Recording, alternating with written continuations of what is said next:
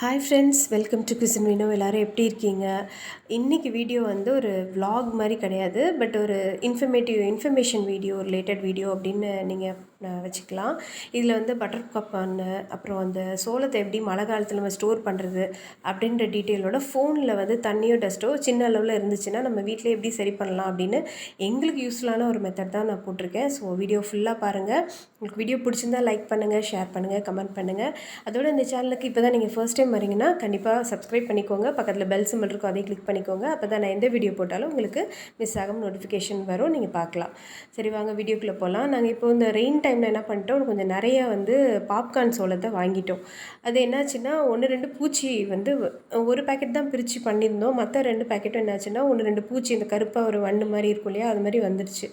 இன்றைக்கி லட்டு கேட்டான்னு, அதனால் என்ன பண்ணோம், அந்த மாதிரி நிறையா நீங்கள் வாங்கி ஸ்டோர் பண்ணி வைக்கும்போது உங்களுக்கு வெயில் அப்படி இருந்துச்சுன்னா வெயில் டைமில் நல்லா வெயிலில் வச்சு முரத்தில் வச்சு புடச்சிட்டு நல்லா வெயிலில் மொறுன்னு காய வச்சுட்டு எடுத்து வைங்க. ஒன்று வந்து பூச்சி வராது, 2வது வந்து லாங் டைம் ஸ்டோர் பண்ணாலும் அப்பப்போ எடுத்து இந்த மாதிரி மழை காலத்தில் இந்த மாதிரி பொருளாக சோளம், கோதுமை எதுவாக இருந்தாலும் வெயிலில் வந்து வச்சு செக் பண்ணிவிட்டு புடச்சிட்டு வெயிலில் வச்சு செக் பண்ணிவிட்டு அப்புறமா ஸ்டோர் பண்ணி வச்சுக்கோங்க. அதுவும் இல்லாமல் இது சோளமும் ஒழுங்காக பொரிய மாட்டேன்ட்டு இந்த ஈரத்தில் நமத்து போயிட்டு கொஞ்சம் சரியாக பொரியாத மாதிரி இருந்தது. ஸோ அதனால் நாங்கள் என்ன பண்ணோம், கொஞ்சம் வெயிலில் வச்சு நல்லா காய வச்சிட்டோம்.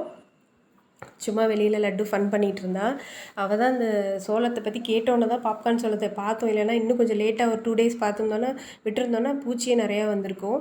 ஸோ அதனால் சோளமும் இதெல்லாம் வச்சுருந்திங்கன்னா கண்டிப்பாக நல்லா புடச்சிட்டு அப்பப்போ செக் பண்ணிக்கோங்க, வெயிலில் வச்சு எடுத்துருக்கோங்க. இப்போ மழை அவ்வளோவா பெய்யலை எங்கள் ஊர் பக்கம்லாம், பனி தான் அதிகமாக இருக்குது. ஸோ வெயில் வரும்போது இந்த மாதிரி வெயிலில் வச்சு எடுத்துகிட்டு நீங்கள் யூஸ் பண்ணுங்கள், உங்களுக்கு எந்த பிரச்சனையும் வராது. இப்போ பார்த்திங்களா, மிளகா செடியில் 2 மிளகா கூட வந்திருக்கு. அதை அப்படியே சும்மா பார்க்கும்போது அப்படியே உங்களுக்கு எடுத்தேன்.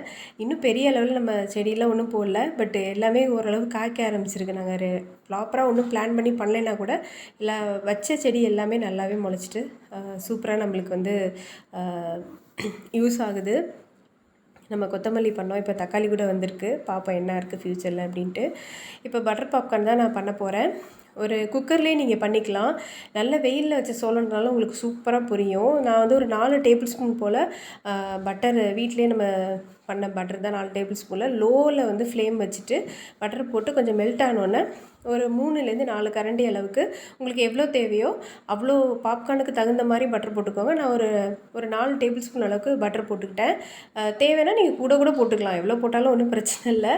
அப்புறம் வெறும் சால்ட்டு அது போட்டாலே போதும். பட் நான் வந்து கொஞ்சம் ஸ்பைஸியாக இருக்கட்டும் கொஞ்சம் மிளகாத்தூள் போட்டேன். நீங்கள் இதில் சாட் மசாலா போட்டு செஞ்சால் கூட இன்னும் சூப்பராக இருக்கும். ஸோ எல்லாத்தையும் போட்டு லோ ஹீட்டில் வச்சு ஒரு 2-3 நிமிஷம் லைட்டாக அப்படியே லோ ஹீட்டில் நல்லா கிண்டி விடுங்க. ரொம்ப ஹை ஹீட்டில் வச்சிட்டிங்கன்னா அந்த மிளகாத்தூள் என்னாகும், சம்டைம்ஸ் வந்து பார்த்திங்கன்னா கருப்பாகி கொஞ்சம் கருப்பாயிடும். இதிலே லைட்டாக அந்த மாதிரி வந்துடுச்சு, கொஞ்சம் பேசிகிட்டே பக்கத்தில் பண்ணதுனால. இது பார்த்திங்கன்னா ஒரு சின்ன டப்பாவில் கொஞ்சமாக சோளத்தை போட்டு வச்சுட்டேன், அப்பப்போ பொரிக்கிறதுக்குள்ளே மெயினாக நிறைய இருக்கிறத ஒரு பெரிய டப்பாவில் ஏர்டைட் டப்பாவில் போட்டு அப்படியே வச்சுட்டோம். கையை வச்சு திறந்துட்டு இருந்தோம்னா அப்படி ஆகிடும். ஸோ நல்லா அது சூடானதுக்கப்புறம் மூடி அப்படியே திருப்பி போட்டு எடுத்திங்கன்னா உங்களுக்கு சூப்பராக ஃபியூ மினிட்ஸில் அந்த சத்தம் வந்து அடங்கணும் திறந்தீங்கன்னா உங்களுக்கு இது மாதிரி வந்துடும். மீடியம் ஃப்ளேம்லேயே வச்சுக்கோங்க. அந்த மாதிரி பண்ணும்போது உங்களுக்கு சூப்பரான வீட்டிலே பண்ண பாப்கார்ன், செலவு கம்மியாக, அதே நேரத்தில் சூப்பராக நல்லா சுட கிடைக்கும். அதுக்கப்புறம் வந்து நான் உங்களுக்கு முக்கியமாக சொல்லணும்னு நினச்சது இந்த ஃபோன் ப்ராப்ளம் தான் ஃப்ரெண்ட்ஸ். இது உங்களுக்கு யூஸ்ஃபுல்லாக இருக்கும்னு நான் நினைக்கிறேன். உங்கள் ஃபோனில் வந்து இந்த மாதிரி தூசியோ இல்லை ஒரு சின்ன அளவு தண்ணி பூந்துச்சுன்னா நாங்கள் இந்த மாதிரி மெத்தட் யூஸ் பண்ணி தான் அதை சரி பண்ணோம். அதை உங்கள்கிட்ட ஷேர் பண்ணிக்கிறேன். இது வந்து சாம்சங் மொபைல். இது என் தம்பி வந்து அம்மாவுக்கு இந்தியாவுக்கு வந்தப்போ சும்மா வீட்டில் யூஸ் பண்ணிக்க தான் கொடுத்தது. அது சமீபத்தில் பார்த்திங்கன்னா வாட்டர் ட்ராப்லெட், அதாவது ரெயின் ட்ராப் மாதிரி ஒரு சிம்பிள் வந்துகிட்டே இருந்தது. அப்போ நம்ம போட்டோன்னா சார்ஜும் ஏறாது, உங்களுக்கு சுவிட்ச் ஆஃப் பண்ணிட்டு போட்டாலும் அது வந்து சார்ஜ் போகாது, பீப் சவுண்ட் வந்துகிட்டே இருக்கும் எடுக்க சொல்லி.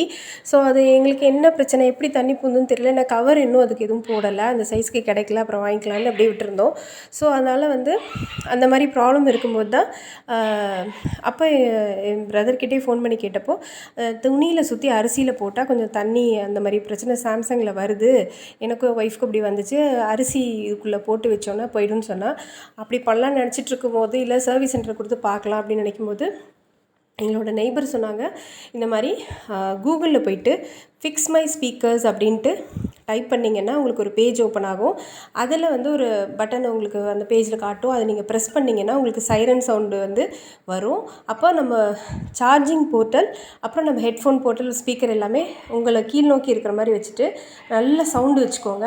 அந்த சவுண்டில் அது வரும்போது நல்லா ஷேக் பண்ணிகிட்டே இருங்க. ஒரு 4-5 வாட்டி அந்த மாதிரி அதை ஆஃப் பண்ணி அந்த பட்டனை ஆஃப் பண்ணி அதை நீங்கள் அந்த பண்ணிகிட்டே இருந்தீங்கன்னா உள்ளே இருக்கிற தூசியோ தண்ணியோ எதாக இருந்தாலும் வெளியில் வந்துடும். அதுக்கப்புறம் ஒரு 4-5 வாட்டி பண்ண சொன்னாங்க. அது மாதிரி பண்ணதுக்கப்புறம் சுவிட்ச் ஆஃப் பண்ணிவிட்டு திருப்பி ஆன் பண்ணதுக்கப்புறம் அந்த சிம்பிள் போயிடுச்சு எங்களுக்கு. ஸோ அது நான் இது எந்தளவுக்கு ஒர்க் ஆகும்னு தெரியலன்னு நினச்சேன். பட் அது நல்லா ஒர்க் ஆனுச்சு. நீங்கள் ஆப் கூட டவுன்லோட் பண்ணலாம். பட் ஆப் டவுன்லோட் பண்ணும்போது சம்டைம்ஸ் தேர்ட் பார்ட்டி ஆப்புன்றதுனால உங்களுக்கு வந்து ஆக்சஸ்ஸு அது மாதிரிலாம் கேட்கும். அதனால் நீங்கள் கூகுளில் போய்ட்டு பண்ணுறதே நல்லது என்னை பொறுத்த வரைக்கும். இல்லை இதை விட சேஃபான மெத்தட் ஏதாவது இருந்துச்சுன்னா நீங்கள் வந்து எங்கள் கூட ஷேர் பண்ணிக்கலாம் கமெண்ட்டில். நான் தனி வீடியோ கூட போடுறேன். மற்றவங்களுக்கும் யூஸ்ஃபுல்லாக இருக்கும். இந்த மாதிரி சின்ன அளவில் தண்ணியோ தூசியோ ஏதாவது போயிடுச்சுன்னா ஃபோனில் எப்படி சரி பண்ணலாம், ஏதாவது நீங்கள் எப்படி பண்ணீங்க, இல்லை சர்வீஸ் சென்டரில் கொடுத்தப்போ அவங்க எப்படி வந்து அதை சரி பண்ணி கொடுத்தாங்க, இல்லை அது மாதிரி கொடுக்கும்போது என்ன ப்ராப்ளம் வரும், நம்ம என்னெல்லாம் கேர்ஃபுல்லாக இருக்கணும், அதை ஃபாலோ பண்ணும்போது அதை கொடுக்கும்போது நம்ம என்னெல்லாம் ஃபாலோ பண்ணணும் அப்படின்றதெல்லாம் சொன்னிங்கன்னா நான் வீடியோவில் போடுவேன். எல்லா ஃபோனுக்குமே இந்த மெத்தட் நீங்கள் ட்ரை பண்ணலாம். ஸோ கமெண்ட்டில் சொல்லுங்கள் எப்படி இருந்துச்சுன்னு. அப்புறம் இந்த டப்பாக்குள்ளே என்ன இருக்குதுன்னு பார்த்தீங்கன்னா சுசியோன்னு சொல்லுவாங்க, இல்லை சுழியன்னு சொல்லுவாங்க எங்கள் ஊர் பக்கம். இது ஏதா இப்போ தீபாவளிக்கு போட வேண்டியதெல்லாம் இப்போ போட்டுட்ருக்கீங்கன்னு நினைப்பீங்க. இந்த சுழியோன் வந்து தீபாவளி அப்போது நாங்கள் ரெடி பண்ணி வச்சது தான். ஃப்ரீசர் டப்பாவுக்கு அடியில் ஒரு ட்ரேயில் நம்ம கைப்படாமல் நம்ம எடுக்கும்போதே அப்புறமா செஞ்சுக்கலான்னு கைப்படாமல் எடுத்து நல்லா சுருளை வதக்கிட்டு நீங்கள் எடுத்து வச்சிங்கன்னா 1 மாதம் 2 மாதம் ஆனால் கூட உங்களுக்கு அந்த சுழியம் கெட்டு போகாது. சூப்பர் டேஸ்ட்டாக வரும். ஸோ நம்ம அப்புறமா போட்டு சாப்பிட்றதுக்கு சூப்பராக இருக்கும். அது அதிரசமாகவும் சரி சுழியனுக்குள்ளதும் சரி கைப்படாமல் நீங்கள் எடுத்து நீங்கள் ஸ்டோர் பண்ணி வச்சிட்டிங்கன்னா நல்லா குக் பண்ணிவிட்டு கிண்டி எல்லாம் சுருளை வதக்கிட்டு வச்சிங்கன்னா உங்களுக்கு எப்போயுமே ஃப்ரெஷ்ஷாக உங்களுக்கு சூப்பரான ஸ்வீட்டு சுழியன் அதெல்லாம் செஞ்சு சாப்பிட்லாம். ஸோ இந்த வீடியோ உங்களுக்கு யூஸ்ஃபுல்லாக இருக்கும்னு நம்புகிறேன். உங்களை நான் இன்னொரு வீடியோவில் சந்திக்கிறேன் ஃப்ரெண்ட்ஸ். பாய்.